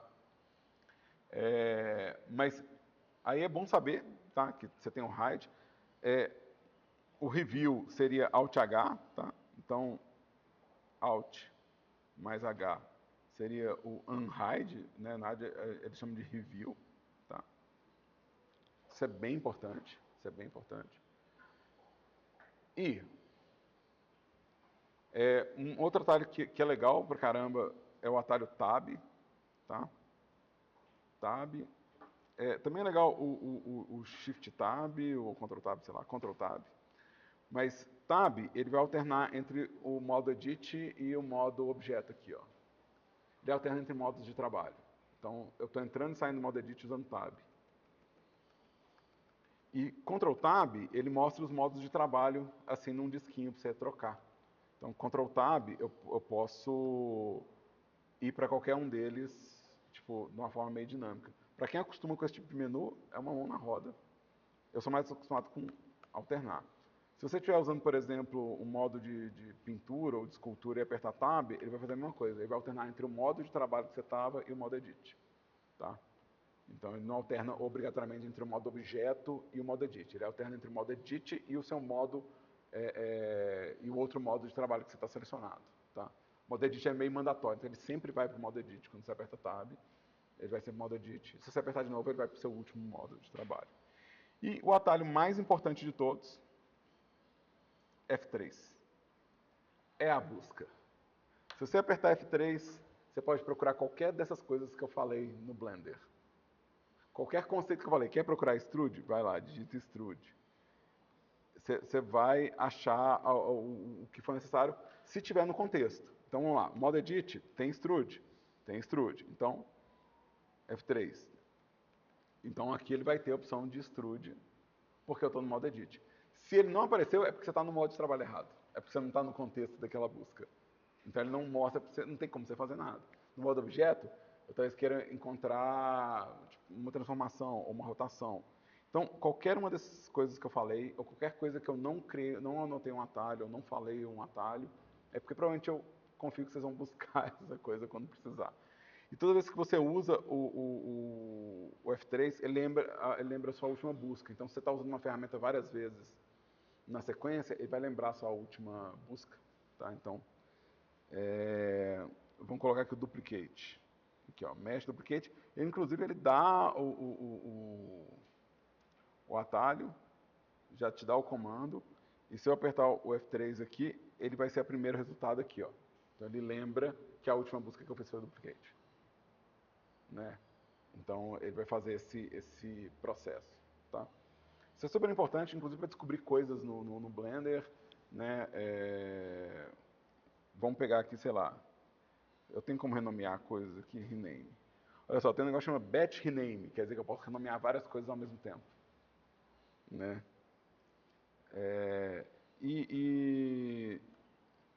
E ele considera erro de digitação também, então tem algum nível de erro de digitação que ele considera. Então, eu escrevi rename, eu escrevi rename, e ainda assim ele está encontrando para mim o batch rename, né? Então, é super importante a busca, super importante a busca, né? Então, isso vale a pena demais.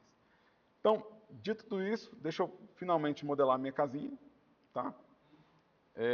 Meu cursor, eu quero ele no centro aqui do meu mundo, tá? Tem como eu, na barrinha lateral, pedir aqui para o meu cursor ficar no zero absoluto. Eu vou colocar meu cursor no zero absoluto usando a barrinha lateral. Eu também acho que eu comentei isso na aula passada, que tinha essa barrinha lateral. Tem atalho para isso também. Eu acho que eu, inclusive, deixei o atalho anotado lá para vocês, de centralizar o cursor. Também eu acho que ele fica aqui, então, aqui ó, Center Cursor em Frame All, tem um atalho, caso alguém queira centralizar o cursor igual eu centralizei, mas de forma automática. Ou você pode usar a busca, né? Então vamos lá, Center Cursor em Frame All. Posso usar a busca. Vou adicionar meu cubo, que vai ser a casinha. Esse que eu estou fazendo é um hotel, né? Não é a casa. Hotel.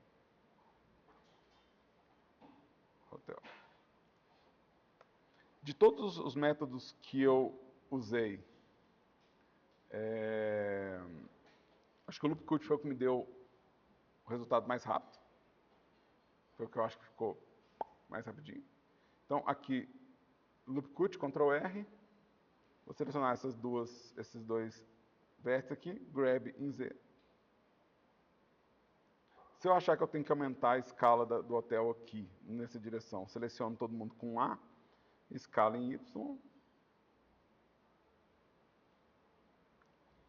Vou adicionar agora um cilindro. Estou adicionando ele no centro também, vai ficar invisível. Meu cilindro, com 8 está ótimo, não precisa mais do que isso. Meu preenchimento, eu vou querer ele sem preenchimento, eu vou fazer o preenchimento só em cima. Embaixo ele não precisa, ninguém vai ver por dentro da casa. Então não precisa disso aqui, tá? Vou dar Scale. Aqui, ó, eu não estou vendo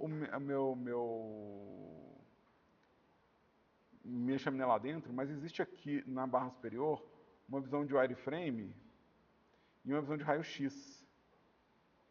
Né? Então a gente consegue ligar um raio-x para ver através das coisas, tá? Eu vou ligar para a gente ver o que eu estou fazendo aqui, tá? Grab em Z, põe aqui minha chaminé aonde eu acho que ela tem que ser.